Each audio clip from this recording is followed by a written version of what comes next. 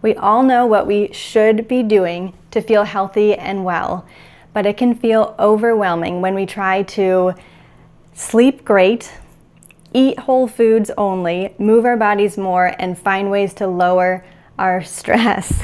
So it is not for lack of willpower. It is just that life can be exhausting and chaotic and unpredictable. So today I'm going to give you a quick pep talk on why you're not failing. You're just overwhelmed and need a little guidance on how to focus on the controllable.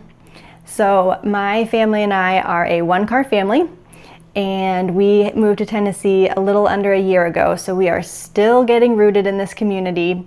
And when our only car broke down 5 weeks ago, we had to scramble to find a local shop.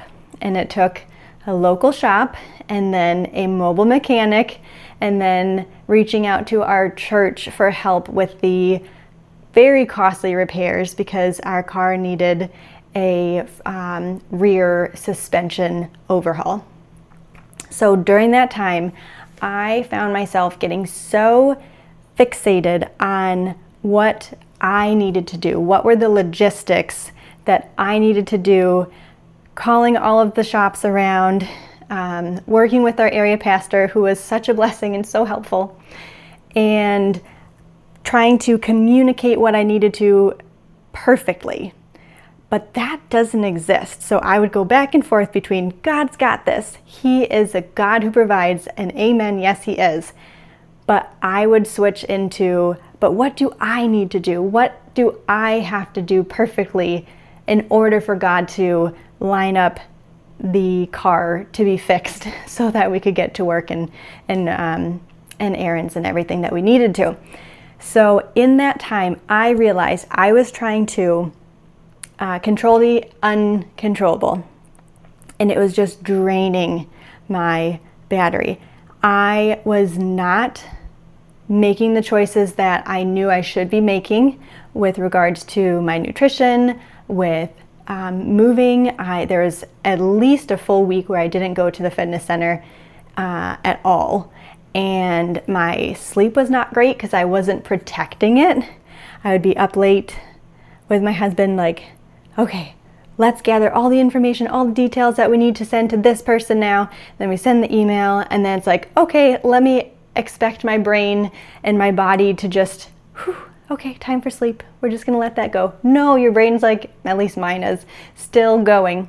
So I realized I needed to stop trying to control the uncontrollable. And that's really hard for me. But I realized that it wasn't helping, and that my healthy habits that I had been starting to create and build upon were not able to continue when I was putting all that energy into things that really were in God's hands. So I'm going to encourage you today, if this is you, you feel like life is happening to you and there's just a lot of chaos, I'm going to suggest that you draw a line for yourself and say, these are the things I can't control. And that might be unpredictability of a schedule change for something. It could be the timing of something happening. That's where I was stuck. And it could just be just anything. Whatever it is, just name it. But name it and remind yourself, these are the things I can't control. And then we're going to focus instead on one small supportive step that you can take that is in your hands to do something about.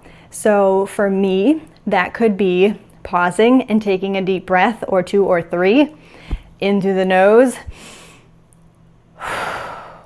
big sigh out through the mouth. So I love to do that.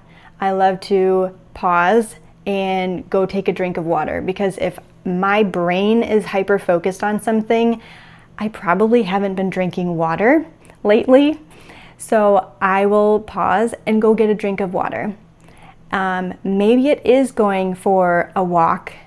Maybe it's stepping outside for a few minutes just to get some fresh air, some sunlight. or it's to get a workout in. If you have something that if you can train in a way that feels good to your body that day, that can be so helpful. But I know that's not always accessible. So sometimes it's a small little thing that we can do, but I'm going to encourage you to just pick the one thing that you can do right now. Okay? We're going to leave the stuff that we can't control on one side, and we're just going to focus on what does my body, what does my mind need right now that I can do. And then when you do that, the cool thing is you start to build self-trust. You're telling yourself, I can take care of me. I can honor my needs, whatever they may be. And for me, that can be really hard as a caregiver, as a mom. But I can acknowledge my needs and I can take care of them. And when you do that over time, supporting your brain and your body and your soul, I'll add that one in there too, because that's really important. You start to build toward that healthy lifestyle that you want to be living, that you want to enjoy. So pick one thing, just one thing, and let it be enough, okay? You got this, and I'm right here with you.